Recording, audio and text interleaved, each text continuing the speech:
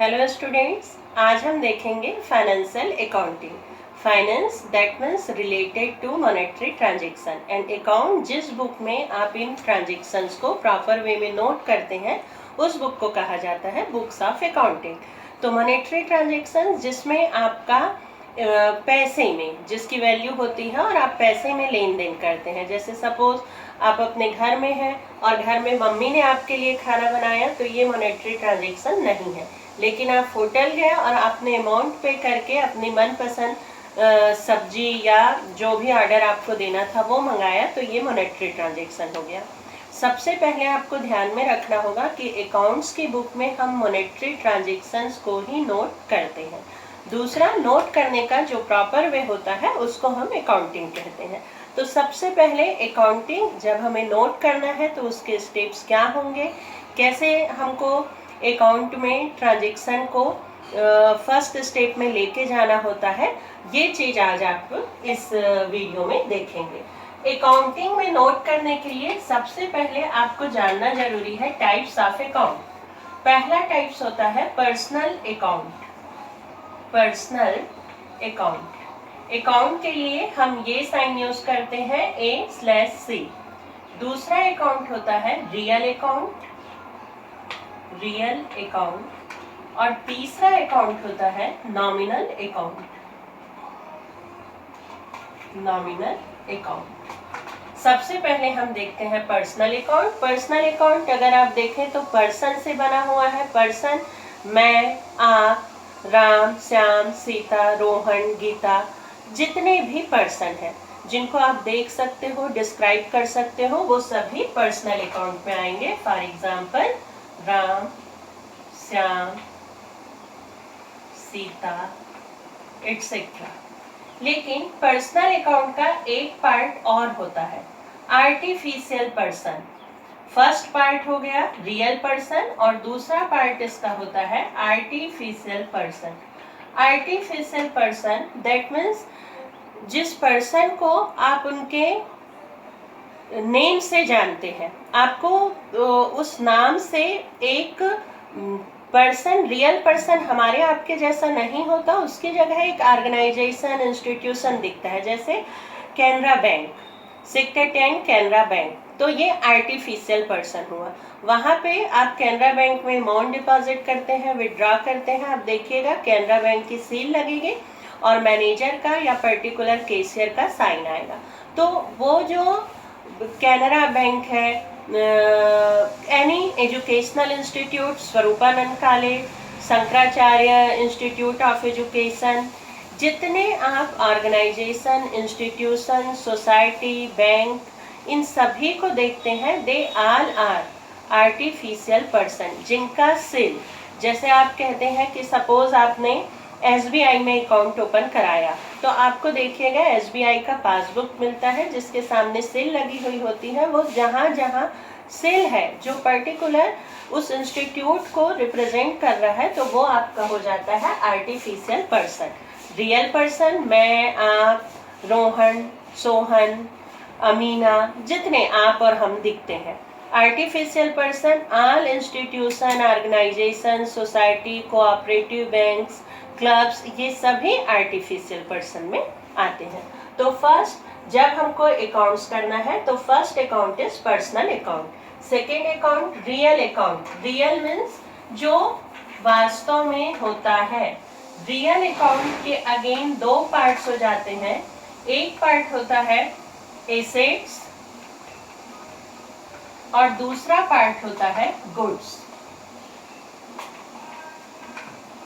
Real account के दो parts होते हैं। रियल अकाउंट दैट मीन्स एक रियलिटी जिससे आपका बिजनेस चलता है और जिस पे आपका बिजनेस डिपेंड करता है।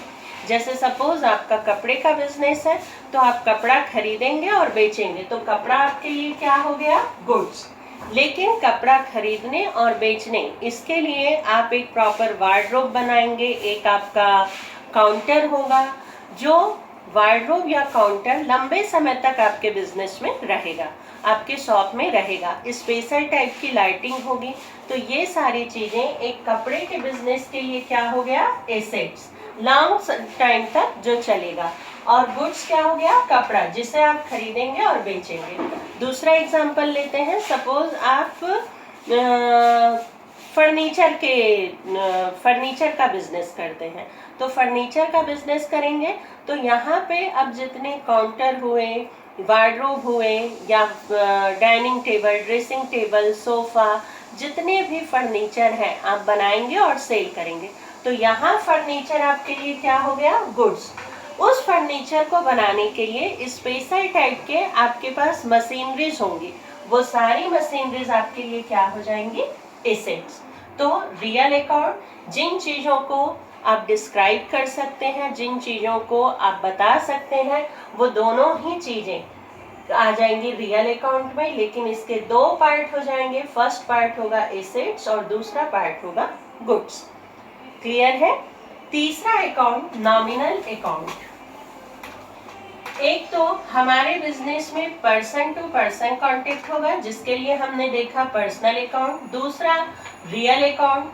रियल अकाउंट मीन्स हमने देखा कि या तो गुड्स जिस पे हम बिजनेस करते हैं, या हमारा एसेट्स। ये दोनों ही चीजें एक छोटे बिजनेस के लिए, आप अपने कॉलोनी में जो सब्जी वाले आते हैं उनको देखिए, वो सब्जी खरीदते हैं और बेचते हैं, तो सब्जी उनके लिए क्या हो गया, गुड्स।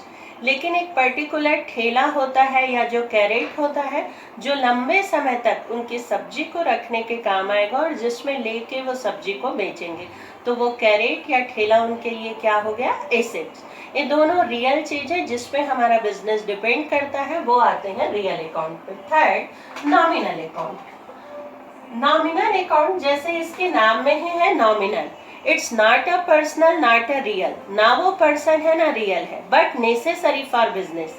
लेकिन बिजनेस के लिए जरूरी है, आपके बिजनेस में उसके खर्चे होंगे, तो उसको हम कहते हैं नॉमिनल अकाउंट। जैसे मान लीजिए आपने सोचा कि अभी लॉकडाउन है और मैं चलो सब्जी और फ्रूट खरीद के उसको सेल करना है, तो आपको लगता है कि मैं अपने खुद का कैरेट या ठेला क्यों लूं, मैं इसे किराए पे ले लेता हूं, और आप उसे किराए पर लेते हैं, पर डे आप जो किराया देते हैं। तो अब जो आप कैरेट का या ठेले का किराया दे रहे हैं, सपोज आप पर डे 100 रुपीज का किराया दे रहे हैं, तो ये जो रेंट है वो नॉमिनल अकाउंट में जाएगा, क्योंकि ना तो आपका यहाँ पे एसेट बना और ना ही आपने वो आपके गुड्स में आएगा, दोनों में वो काउंट नहीं होता। लेकिन उस खर्च को करना आपके लिए जरूरी है, क्योंकि अगर आप किसी दिन किराया नहीं देंगे तो दूसरे दिन से हो सकता है जिस पर्सन से आप कैरेट रेंट पे ले रहे हैं वो ये बोले, अरे तुमने तो कल का मेरा किराया नहीं दिया, मैं आज आपको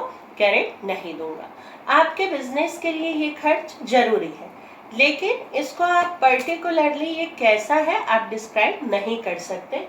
तो ऐसे सारे खर्च, जैसे सपोज आप कोई दुकान में जाते हैं, आप देखिए वहाँ बिजली लगी हुई होती है, तो जो इलेक्ट्रिसिटी बिल है, इंटरकॉम के जो बिल होते हैं, आपका बिजनेस में फ़ायदा ज़्यादा है, आपने अपने पैसे को बैंक में डिपॉजिट कर दिया तो जो इंटरेस्ट मिलता है। सपोज बिजनेस के लिए आपको लोन लेना पड़ा, तो उस लोन के अगेंस्ट जो आप इंटरेस्ट देंगे, कमीशन मिलेगा, कमीशन दिया जाएगा। ऐसे डिफरेंट खर्चे हैं। सैलरी, लोगों की सैलरी आपको देनी पड़ती है, वेजेस देना पड़ता है, सामान आपने मंगाया तो गाड़ी का भाड़ा देना पड़ता है। तो जो चीजें आपके रियल अकाउंट में नहीं आती, लेकिन बिजनेस को चलाने के लिए उन एक्सपेंडिचर का होना जरूरी होता है, समटाइम वो इनकम भी आकर्ड होते हैं, वो सारे एक्सपेंडिचर और इनकम को हम रख देते हैं नॉमिनल अकाउंट में। फिर से एक बार रिकॉल कर लीजिए, personal account means real person, that means जिसको आप डिस्क्राइब कर सकते हैं, रोहन, सोहन, सीता, गीता। दूसरा आर्टिफिशियल पर्सन, और artificial person that means all institute, organization, society, club and bank. Real account that means first part is assets, जो आपके बिजनेस के लिए जरूरी है, लॉन्ग टर्म तक आपके बिजनेस में रहता है। And second part is goods means आप उस चीज को खरीदेंगे और बार बार बेचेंगे। थर्ड, नॉमिनल अकाउंट, जो ना ही एसेट्स है ना ही गुड्स है, लेकिन ये एक्सपेंडिचर और इनकम बार बार आपके बिजनेस में होंगे। तो ऐसे एक्सपेंडिचर और इनकम को हम नॉमिनल अकाउंट में रखते हैं।